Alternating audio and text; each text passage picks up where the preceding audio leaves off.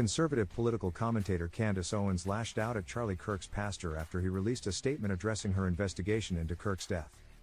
Following the assassination of the Turning Point USA co-founder, Owens launched her own probe challenging the government's official narrative. According to Owens, Kirk's murder is tied to a broader federal conspiracy. She pointed to a recent shift in his perspective on Israel as evidence, claiming he felt blackmailed by the country. On her Candace podcast, Owens directly called out the pastor.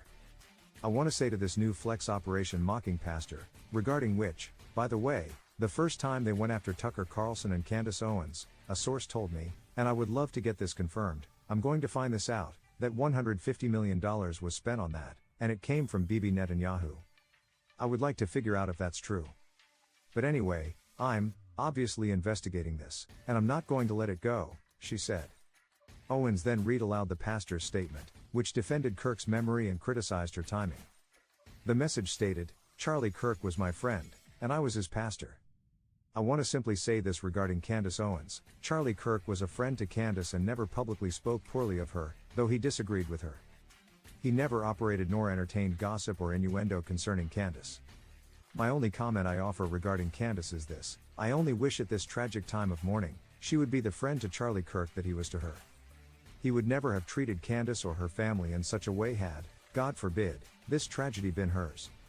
A friend loves at all times." Owens fired back, defending her actions and questioning the pastor's silence on other issues.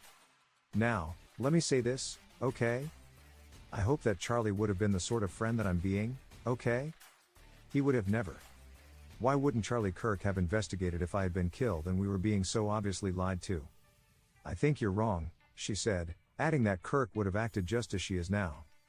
"I think Charlie was a real friend and he would not have dropped it. He would not let it go, least of all, because he was being emotionally manipulated by a guy who curiously kept his mouth shut when Bibi lied.